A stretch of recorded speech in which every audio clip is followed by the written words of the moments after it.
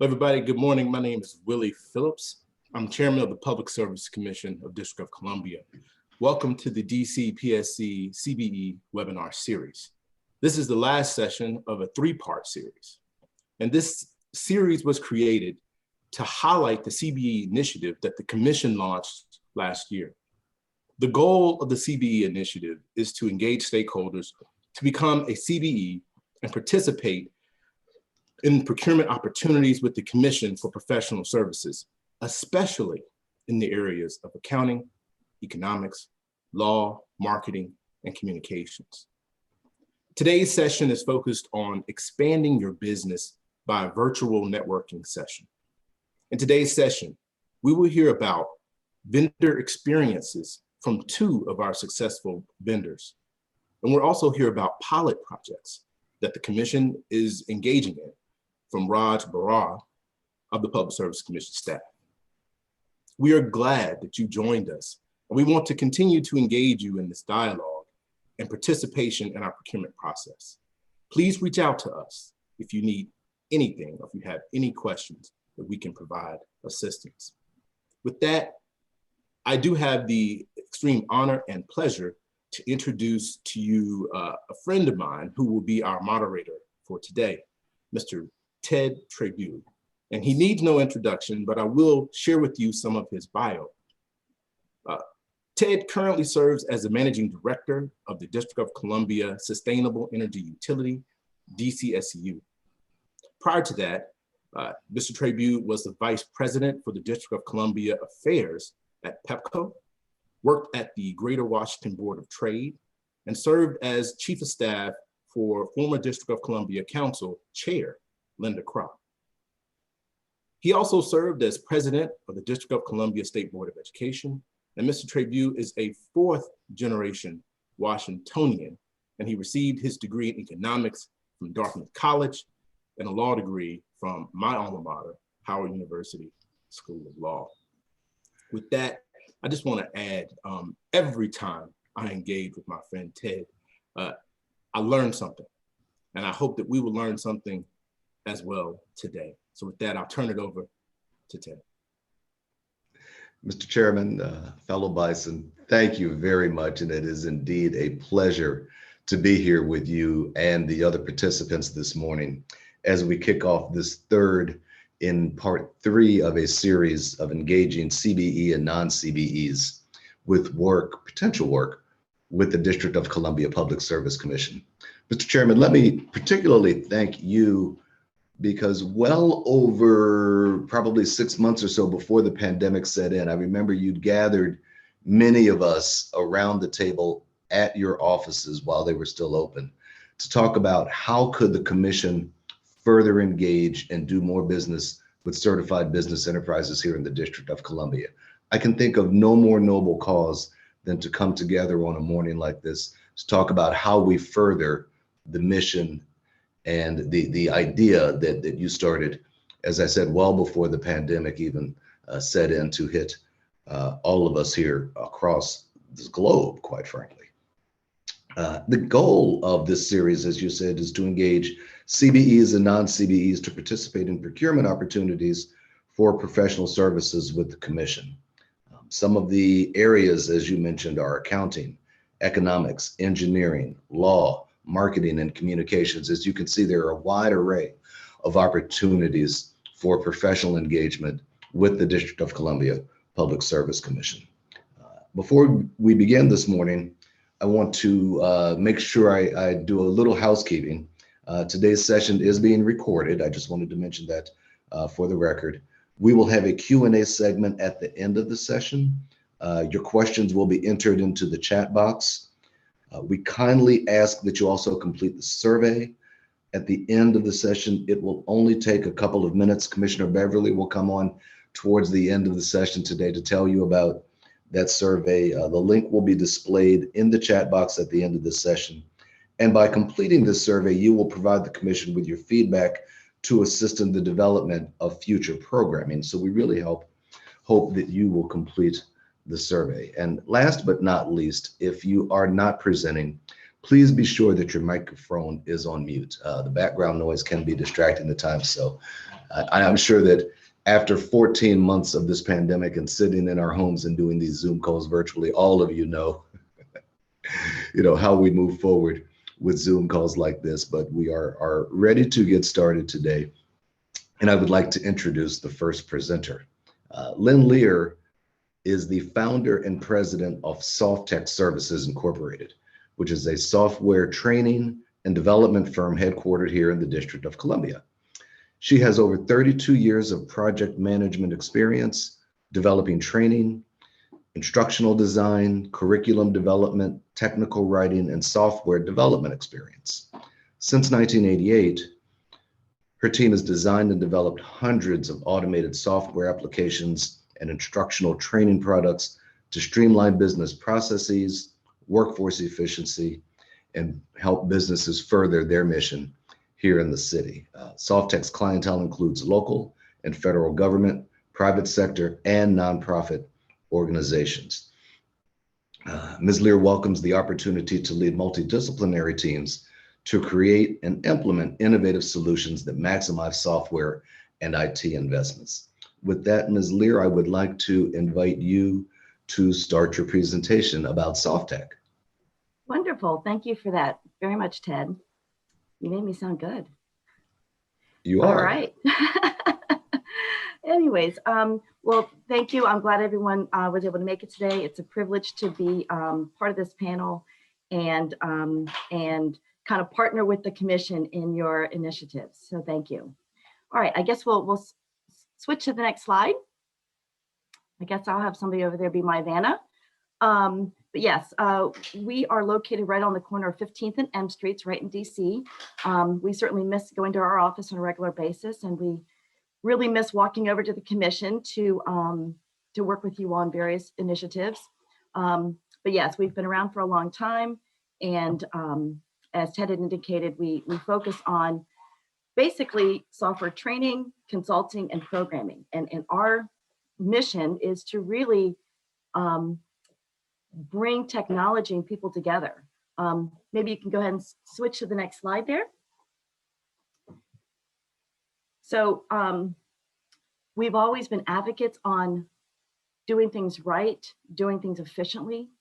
So we run training classes to make sure that agencies, organizations, and individuals really understand how to use their technology, because we find that day in and day out, you spend time in Word, you spend time in Outlook, you spend time in Sharepoint.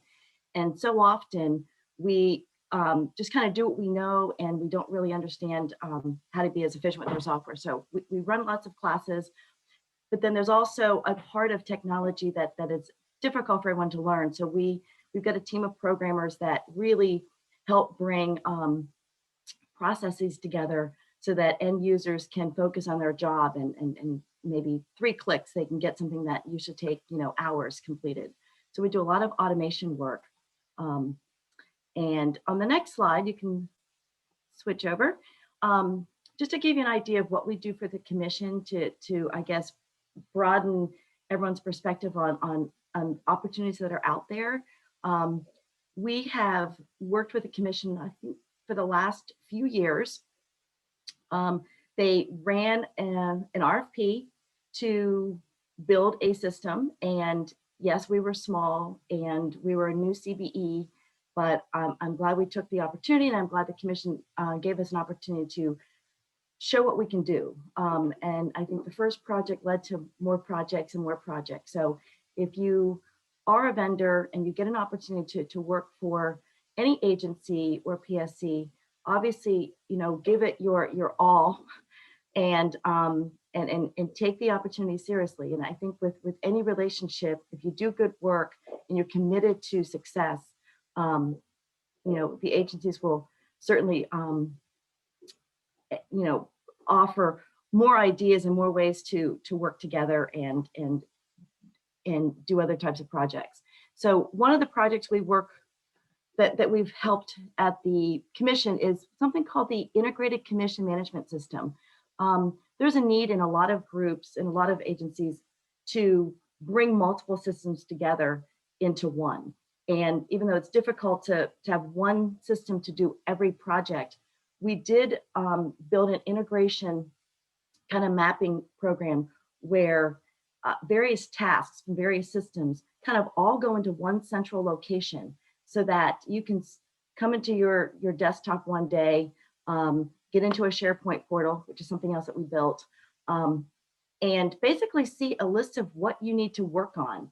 It's like a very sophisticated task list that takes care of various tasks that may come from different systems, and it just keep everybody on track. I think everybody starts every day off sometimes a little overwhelmed now, because with technology comes different burdens. Even though technology saves us time, it also creates extra duties and tasks that we have to just kind of keep straight.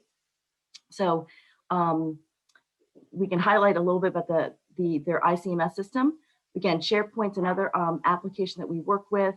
We provide training on it, and then we also just help clients set up their portals and make sure they're set up right. Every day, we do Office 365 and SharePoint training, along with a variety of other products. There's also another system that we helped build for the commission. It's an e-learning product for electric supplier training. I think in the past, the suppliers would come to an in-person type of delivery. It was difficult to get the training sometimes based on people's schedules. Now there's a web-based, train it on your own time solution, and it's integrated with the ICMS so that as soon as the supplier takes the test and the exam, it scores the results, saves everything into their files, and allows them to print their certificates and everything. So let me, the other item we did too is there's a renewable portfolio standard. It's the RPS applications that are on the website. We've streamlined the whole application process for suppliers trying to offer renewable energy. And I think in the maybe last year, we also worked with an assessments product where now assessments go out all electronically. Suppliers can log in, fill out their assessment forms, and even submit payment information all online. So I think that's helped tremendously, especially with this virtual environment now. And then there's also another website we just recently did called DC Power Connects, where the suppliers can put offers out there for the consumers, and they can pretty much go in and take a look at current offers and make sure that they are securing the best opportunities for their electric needs. So those are just kind of a high level set of projects, but it gives you an idea of the various things that PSC and other agencies are doing, and things that you can get involved with. All right, we'll go ahead and flip to the next slide. I won't go into these in detail, but this is just kind of the integrated case management system. Just the fact that it actually ties in retail choice, it ties in their supplier testing application, their case management system, e-docket, assessments, the RPS application, and even developing hearing binders. I know that there's situations where there's hearings and it's be weeks, or days just putting together very thick binders of information. So a lot of that's been automated now. So the idea is to create one system that ties everything together, so you can kind of keep track of your tasks and activities in one portal. We'll go to the next slide. So this is just a sample of a customized SharePoint portal where it's hard to see in the center of the screen, but you'd be welcome to the screen every morning, and your tasks will be sitting right in front of you, and the tasks do come from different systems, and there's buttons that will actually take you to that particular system and launch that particular activity item for you to complete it. There's a slightly larger screen of that centralized task list on the next slide, so we can look to that. A little bit bigger, but again, it's basically bringing all your to-dos together. a little bit more robust than an Outlook task list. This is a task list that managers could see subordinate tasks. Team members can see what everybody's working on together without having to share Outlook task lists and trying to manage what everybody else is doing. So we'll flip to the next slide.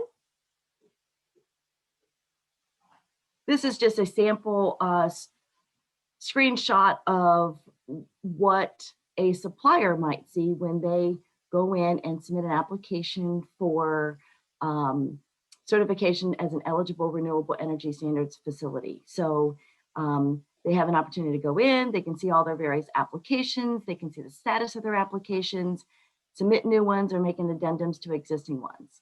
So this is a great way for the suppliers to be in tune with where their application process is. All right, we'll flip to the next page. And Ms. Leer, this is some great information. I want to make sure we stay on time this morning and give all of our presenters an opportunity to present. So can I ask you to wrap up in the next minute or so? Absolutely. So Thank you. is just a screenshot of the DC Power Connect. Again, it's a public, basically an example of a website where the suppliers can go in, put in offers, and the consumers can take a look at what current offers are out there.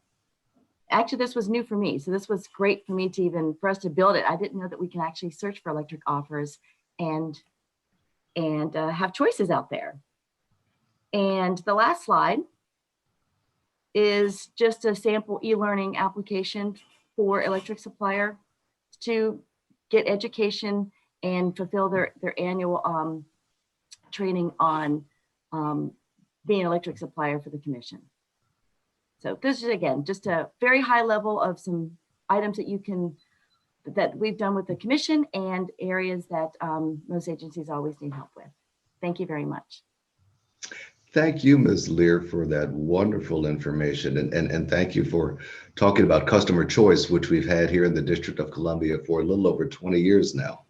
And it's an exciting opportunity for our residents and businesses to take advantage of the diversity of energy suppliers who are here in the district, providing services for, as I said, residential and commercial customers. Maybe if you wanted to, switch to greener energy than is supplied by some of the other suppliers, that's an opportunity as well. So thank you for the information that you provided this morning. Absolutely. Now, our next presenter is going to talk about something that's very, very important as it relates to the certified business enterprise process. And he has a wealth of experience, having served as the general counsel for the office, basically the CBE office, the office of local business development here in the District of Columbia. As many of you already probably know, the District of Columbia has a law that's been on the books for many years that establishes contracting goals for businesses that are doing business with the District of Columbia. For instance, my organization has a contract with the District of Columbia, and every year we have a certified business enterprise contracting goal to contract 35% of our contractable dollars with certified business enterprises. And so we're constantly looking for opportunities to engage with new certified business enterprises. Our organization invests about $7 million a year with CBEs. And so we are very happy today to have Malik Edwards, who is a partner at Tiber Hudson LLC, where he advises clients on all aspects of doing business with the District of Columbia government. Malik's practice focuses on certified business enterprises, compliance, and navigating the district's complex contracting and procurement processes. Washington, D.C. CBE contracting laws are the most progressive economic inclusion requirements in the country and affect almost all local government contracts and real estate development projects. Malik helps developers and companies comply with the law by identifying CBEs to contract with, drafting CBE agreements, and filling all necessary reporting. And let me tell you, there's a lot of reporting that goes along with contracting with certified business enterprises here in the District of Columbia. And if a client cannot meet a CBE goal, Malik can assist in obtaining a waiver from the government or defending against any enforcement action that is bought for non-compliance. For companies hoping to do business with the district, Malik can help obtain a CBE certification, identify government contracting opportunities, respond to solicitations, and generally understand the district's procurement of small and local business development. As general counsel, Malik oversaw compliance and enforcement of DC's small business set-aside and subcontracting laws. And with that, I would welcome Malik to come forward. He oversaw over $6 billion worth of government contracts and worked with real estate developers and construction managers. Malik brings a wealth of experience and knowledge to this conversation this morning. Malik, welcome, and we're very, very happy to hear your presentation this morning. Thank you, Ted. Thanks for that introduction. You're very welcome. You did what I was going to do to introduce myself, but since the chair and yourself took the liberty to mention your alma mater, Harvard University, I will point out that I went to your friend and sometimes envied rival school, Morehouse College. So, you know, equal time for the Maroon Tigers. Ted mentioned this. Malik Edwards, I'm an attorney here in the district. Private practice, law firm Tiber Hudson, LLC. Local law firm, CBE law firm. About 30 attorneys here, full service practice. I think people are most familiar with our work as public finance attorneys. We represent banks and sometimes developers on a lot of the development deals you see here in the city. But we have a full practice. We do litigation, and a bunch of other things. As Ted's mentioned, my practice is focused on regulatory, DC regulatory practice. And I believe I had some slides. Can we go to the next slide or even the next slide after that, the Tiber Hudson slide? So as Ted mentioned, so part of my practice is helping companies navigate the CBE program, but I also help with compliance with other regulatory agencies, notably the Department of Employment Services. I know a lot of people, and Ted just mentioned that there are a lot of forms that businesses that transact with the government have to file for compliance with the CBE laws, but there are even more forms with the Department of Employee Services, and in some ways navigating their first source requirements are even more challenging.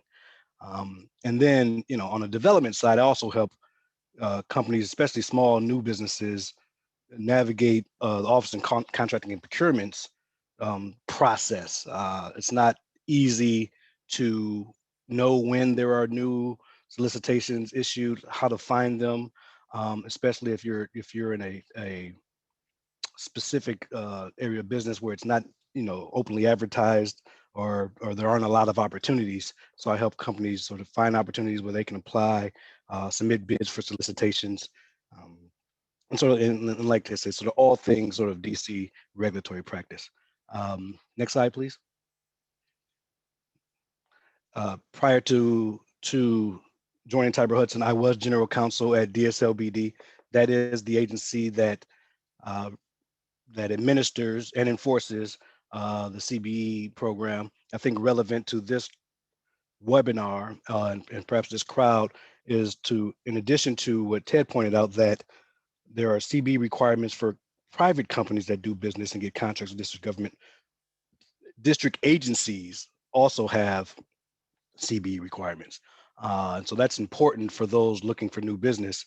You don't just have to look, you know, try to get a subcontract from a private company. You could be eligible to get a contract as a prime from a district agency because they have their own CBE requirements. So I think it is important from a business development side to keep an eye on those agencies that procure services in your area of expertise. Thank you. Next slide. All right. And so it was actually once I left, went into private practice.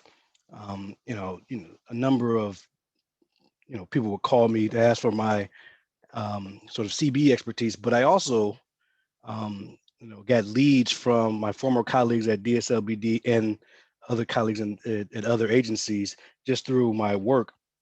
DC Green Bank, which Ted's very familiar with through his work, is a new green bank set up a couple years ago in DC. brand new organization. They needed help sort of standing up the organization, forming a board, creating procurement practices and standing operating procedures, et cetera, et cetera. And so they had put out solicitation for outside counsel. They didn't have any staff, so they obviously didn't have a general counsel. So they looked for an outside counsel to sort of help, do board governance type issues and organizational type issues.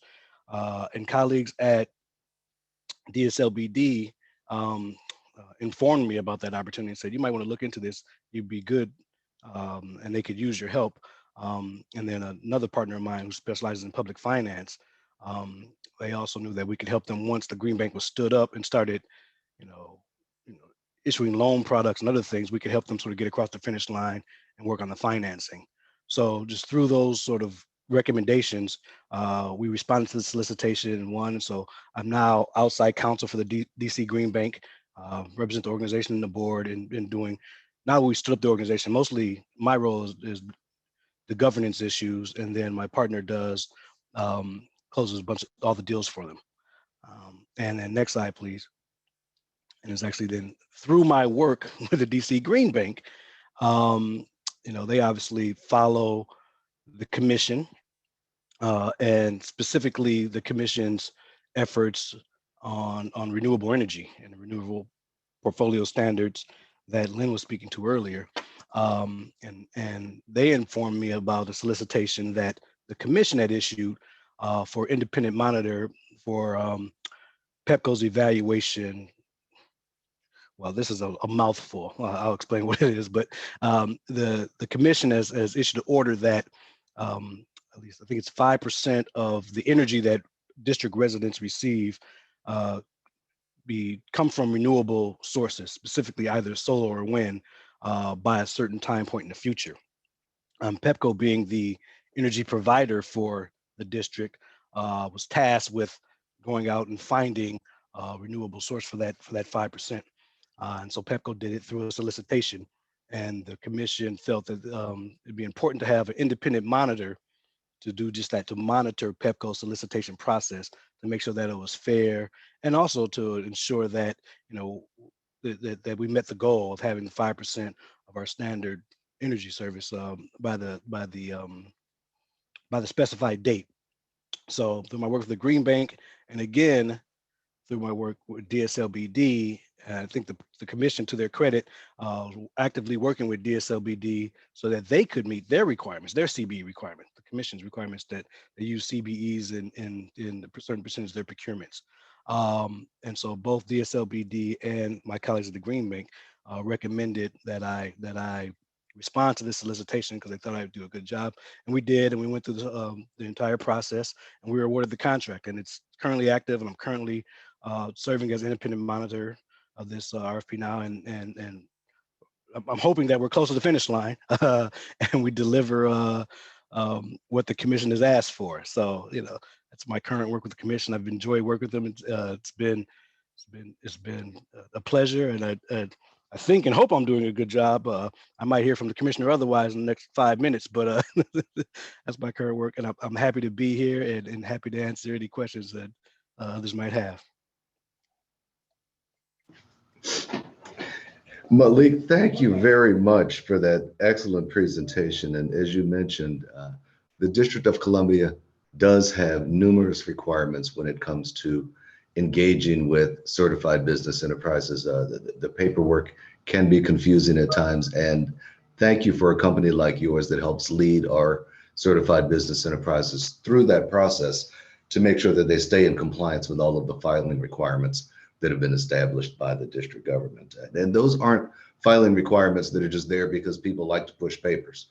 They are very significant in helping track the dollars that are spent here in the District of Columbia, and making sure that the dollars that are paid by our ratepayers and by our taxpayers recirculate here in the city, so that we are making sure that the businesses with whom we are engaging are actually headquartered doing business here and paying taxes here. It's a very, very important process. And in addition to that, hiring district residents, which is of course extremely important as well. So thank you very much for that. Next up on our list today is Dr. Raj Barua, and Dr. Barua is with the Public Service Commission. He joined them as its chief of the Office of Policy and Development. Prior to that, he was the executive director of the Delaware Public Service Commission. Mr. Barua has over 3 decades of experience in utility energy regulatory policy, restructuring the electric industry, regional energy markets, and other related matters. He is not a graduate of Howard University or Morehouse, but is in fact a graduate of the University of Delaware, and specializes in energy policy, and has been a senior fellow with the University of Florida's Public Utility Research Center since 2009. And I think Dr. Barua is going to talk to us about some of the pilot projects that the District of Columbia Public Service Commission will be launching in the near future. Dr. Barua was also the executive director of the National Regulatory Research Institute, the executive director of the Organization of PJM States Incorporated, the energy advisor to the chairman of the Pennsylvania Public Utilities Commission, and the director of Integrated Resource Planning Division of the Maryland Public Service Commission. So Dr. Barua obviously knows the East Coast and its regulatory policies inside and out.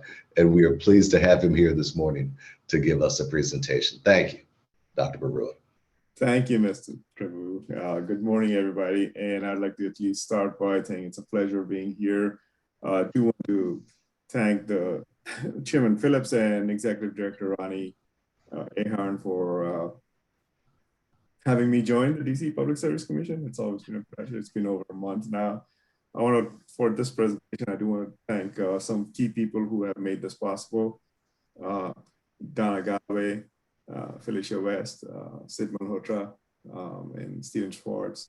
And of course, my OPED, the Office of Policy and Development team, especially Isabella Kutrupi and Whitney Douglas. They have been immensely helpful in running this project. These projects have been going on for a while now. So I just want to go through a couple of slides here and introduce to you 4 upcoming pilot projects that CBEs might be very interested in being involved with our commission. So by way of background, in March of 2016, probably anybody in this arena has seen the news. As a result of the Pepco Holding and Exelon Energy Company's merger, which was approved by the commission, there was a 21 million pilot project fund that was created, which would be used to support pilot projects related to energy delivery system modernization. And it was very important that that's a big amount of money. But to distribute these funds, the commission called for the formation of a governance board of stakeholders, as I call them, and they would be responsible for reviewing and recommending innovative pilot projects in accordance with the principles of the Power Path DC vision statement. As we all know, DC is one of the foremost jurisdictions moving into renewable energy and clean energy environment. So next slide, please. Just to give you a feeling for who the governance board members are, there's the Solar United Neighbors of DC, the Sierra Club Washington, DC, DC Consumer Utility Board, the DC Government's Office of People's Counsel for the District of Columbia, Greater Washington Urban League, the District Department of Energy and Environment, and then some solar energy industries, and also the Apartment and Office Building Association. Now, the DC Public Service Commission staff, there's a couple of us who serve as members, but we're also facilitators. Our big issue is that the big task we have is to be the staff support for the governance board. Next, please. So very quickly, the 4 pilot projects that are coming up are the Transactive Energy Neighborhood Renewable Microgrids, the virtual power plant using grid interactive efficient buildings. There's a mouthful. High efficiency heat pump, that's easy to say. And then solar communications, very easy to say. And I know, Mr. Travu, your organization is always active in these fields also. I do have to mention that all these projects are subject to final approval. And towards the end, I'll tell you what the schedule is like. So I'll go through each of these 4 pilot project proposals, just to give you an idea of what things are being talked about. So next, please. The Microgrid project is to develop neighborhood scale multi-customer microgrid using renewable energy. And so microgrids are usually in the electricity industry, the whole of DC and the neighboring jurisdictions, they serve the full grid. But when you have a microgrid, you can think of like a campus, let's say the University of DC or Howard University is a campus. They could have a microgrid that they could be self-sufficient in case something happens. And if you use renewables, like the picture shows, in this graphic, you can see the wind turbines, you can see the solar panels, and then you can see what's called the storage, battery storage. So a combination of these type of technologies allow you to have a small microgrid that's self-sufficient is the big thing, so that if anything happens to the rest of the grid, your microgrid keeps functioning. So that's the general principle of how microgrids work. And I won't go into any more technical details on that. Next, please. The virtual power plant grid interactive efficient buildings, again, is to install distributed storage. And one of the big concepts is that if you have storage, think of it as this way, that when you store power when you don't need it, and then you pull power out of the storage when you need it. Simple concept is that your car batteries is a storage, a battery is a storage. So economically, the concept is when it's cheaper, you store, and when it's more expensive outside, you pull it out. So there are a lot of technical issues involved in this. So that's why it's a pilot project to see how it'll work out. The third one, next please, is the high efficiency heat pump pilot project. So the electrification of space conditioning through purchase and installation of a large heat pump system. Again, we're talking about campus-sized buildings, as the graphic shows you there. They install it, monitor it, and evaluate it to reduce greenhouse gas and air pollutants. So this is all moving towards the clean energy objectives, and how we can learn from these pilot projects and see how we can develop these for the rest of the jurisdiction. And the last one, please, next. I know I'm going through these very quickly for time constraints, but there are a lot of details in these. The solar communications pilot project is to demonstrate project of alternative communication strategy between a solar project and the electric utility. And there are some engineering standards nationally and internationally that need to be adhered to. And those are some of the things that could be done. So again, not going into details, but a lot of technology is involved. And this is where a pilot project is very helpful to find out where there are speed bumps. And I try never to use the word problems, but challenges or speed bumps, so that we can overcome those, and how you can translate those into regulatory underpinnings, so that it can be done in a large scale. So those are the four quick overview of the projects. I want to give you a quick guideline about the tentative timelines here. So this month, the governance board is going to provide the draft RFPs to the commission.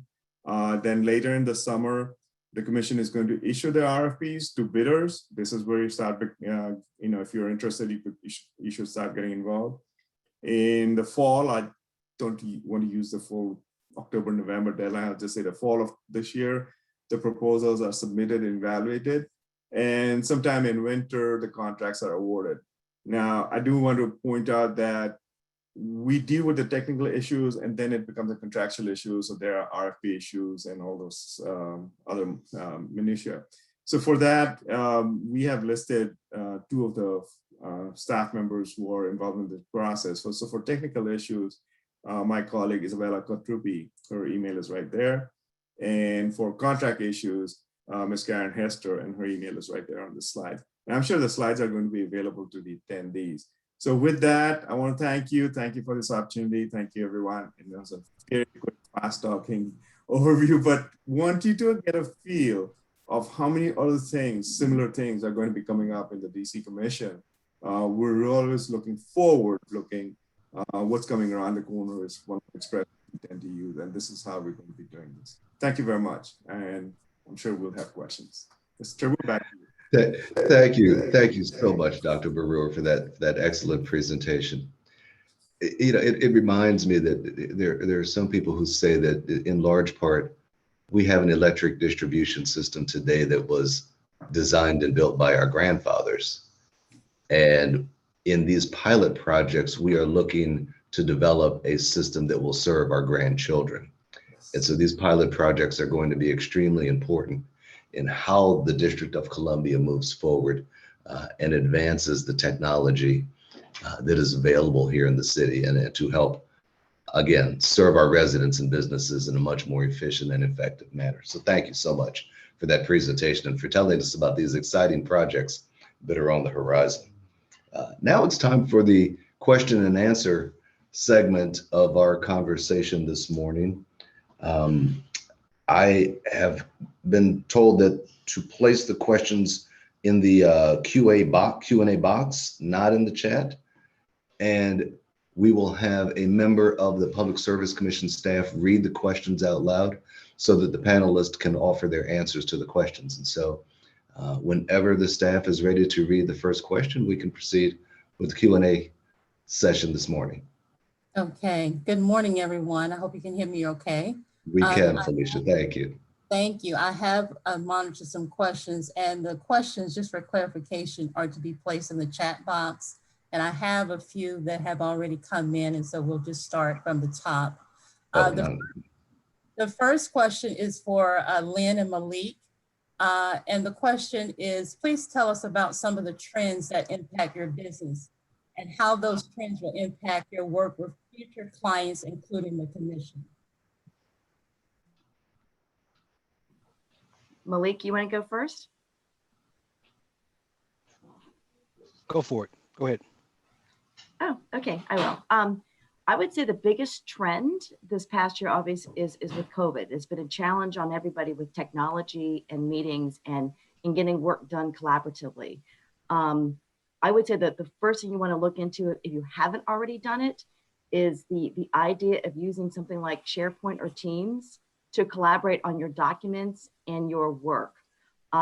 These are platforms that are out there. You might already be paying for the license and you're just not using the features that are there, but you should really, maybe minimize emailing documents back and forth, and really working on putting it into a central location and having multiple people edit and co-edit and review in one spot. That's what we're finding that most of our clients are really doing to become more efficient and kind of adapt to this trend of not meeting in person. Thank you. Well said. Yeah, and I would just add to that, I think another thing that's happened this last year is an increased focus or increased intention on the district CBE laws. It is, for all intents and purposes, the district's only sort of inclusion law there is, even though it is a race and gender neutral program. The inclusion here is just to include local businesses. And given the sort of economic plight that everyone suffered, or most people suffered during the pandemic, I think there is an intense focus on making sure that the CBE laws are being paid attention to and enforced, so that anyone out there, you might see a solicitation, and in a broad sense, you don't think it's in your wheelhouse. But I would encourage everyone to sort of, go through all the scope of work. There probably are pieces in there that you can do and be aggressive in sort of saying, I want a piece of that. But I think, for too long, we sort of ignored those opportunities. And then those jobs end up having no CBE participation, where I think you'll have more advocates on the government side, ensuring that you get at least a piece of that work. All right. And I think we have time for one more question before we move to the final segment today, which is actually a series of small elevator speeches by a select number of certified business enterprises.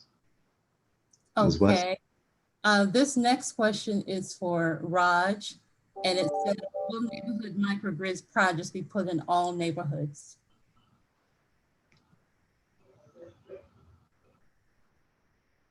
on mute. Thank you. Thank you, Felicia. Well, since it's a pilot project, there'll be a limited number of neighborhoods that will be selected. And that's, I think, part of the RFP process, and all those details will be worked out. It's a sample. If you were to do it in all neighborhoods, that becomes 100%, we wouldn't know. So we don't want to make mistakes. So we want to make sure that we take a few neighborhoods, try it out, and then see, and then what technological needs are there. So it will be a small project, depending on the size and scope that will come out of the governance board. And from there, we'll work it out. Thank you. What about how many homes would you say might be incorporated into a small project or a pilot?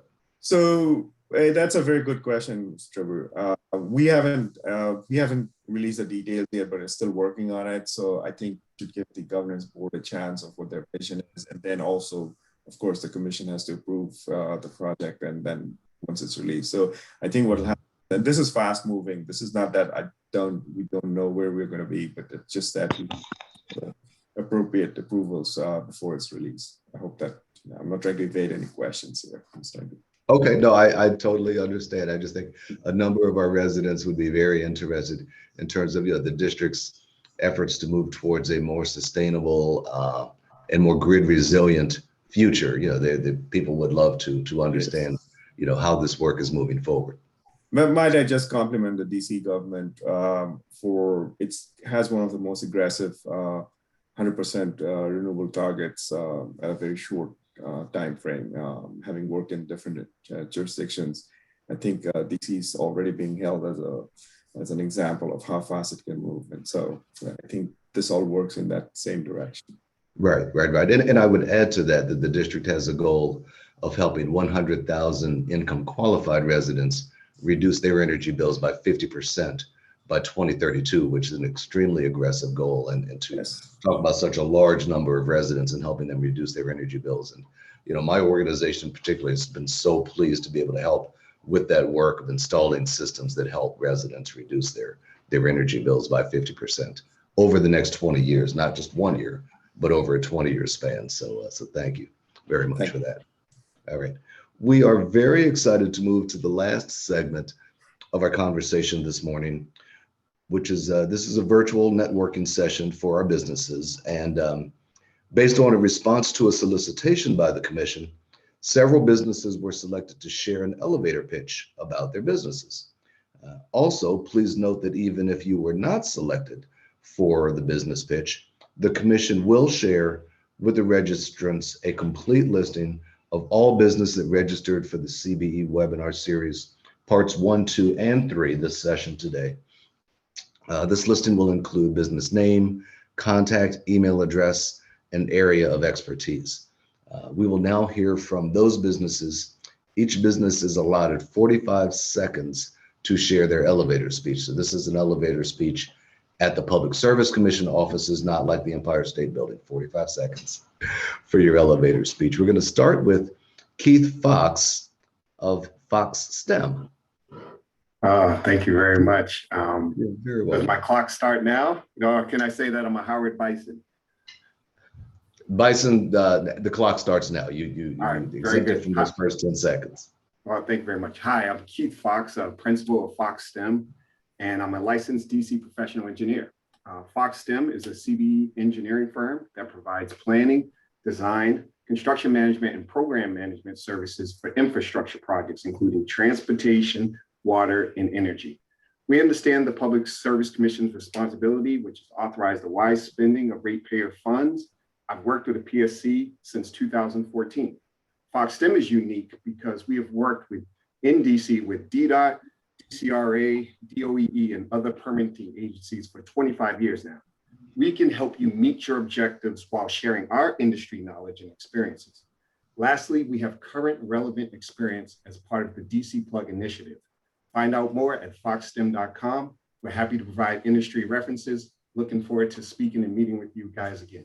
Thank you. Thank you, Keith. And I think you set an excellent example for the other presenters here this morning to follow. That was a great 45-minute elevator speech. Our next presenter is Jeanette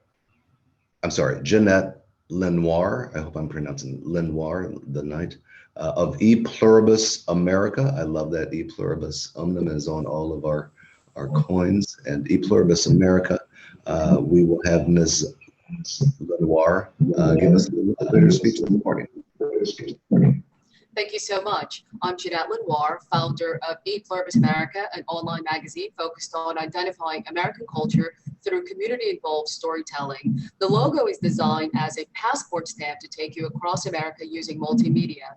I'm a journalist by trade and do cross-cultural training. My goal is to work with diversity officers and HR officials to look at the overall culture of a company or organization to ensure each culture is adequately represented and valued.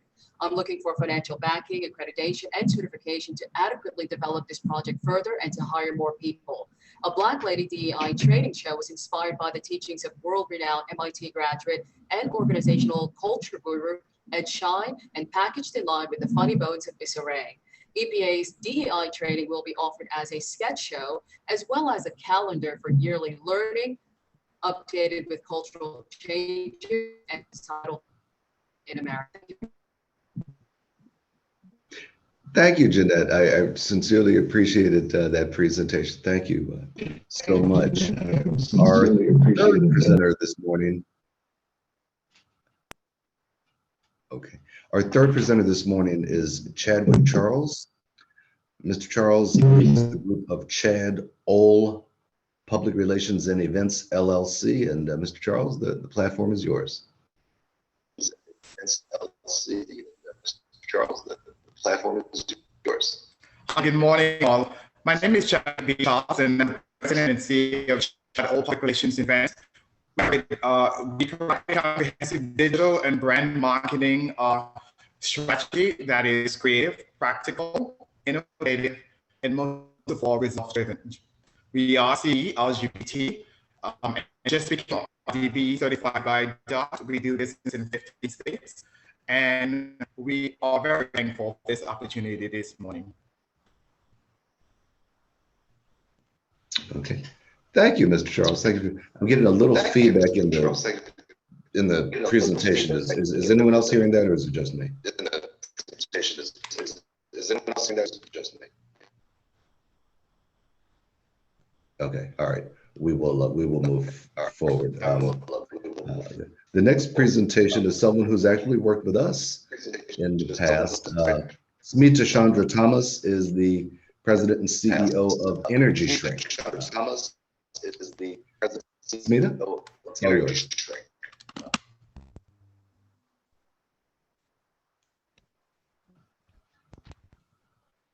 Hi, everyone. Can you hear me okay? Yes, thank you. Hi. So, yes, thank you, Ted. And it's my pleasure to be here today. We have been working with the DC Public Service Commission on one project that is creating a carbon framework for utility proposals. And in general, Energy Shrink, which is the company I'm representing today, it was founded in 2015. We've been DC CBE for the last 3 years. And our focus is on the decarbonization of the building sector. And we provide this through technical analysis, research, education, and outreach.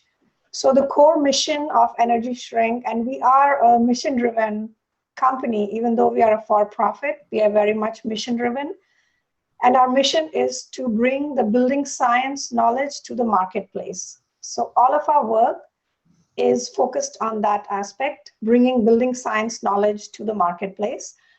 My personal background is a master's in building science from UCLA and Berkeley. And I've been working in the building energy and building science sector for the last 20, 25 years.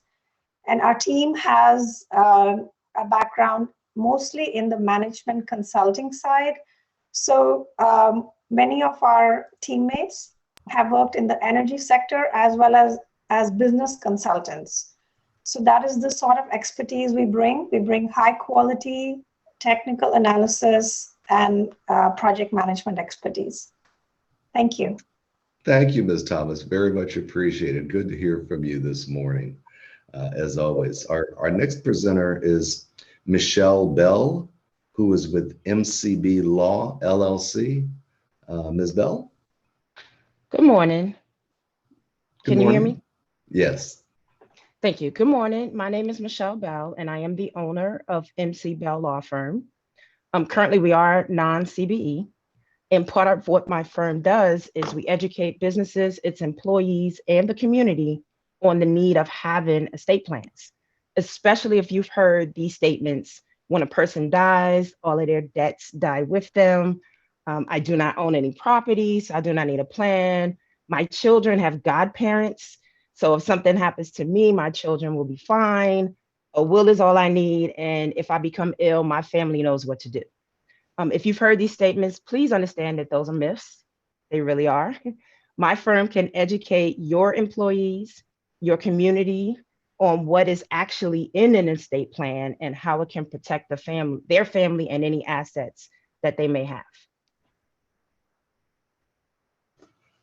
Thank you, Ms. Bell, for that wonderful information. And I wish I'd known about your services a couple of weeks ago. I got 2 different requests from friends. You know, when you get to be my age, you start thinking about these things. And so it's wonderful to hear that there's a firm out there helping our residents with their estate planning.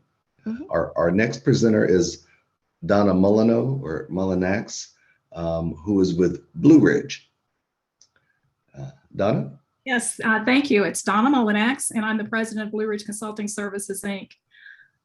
We work with commissions and other stakeholders on rate cases and management and compliance audits across the United States. And we provide independent and objective assessments that are supported by the facts and verifiable industry analysis.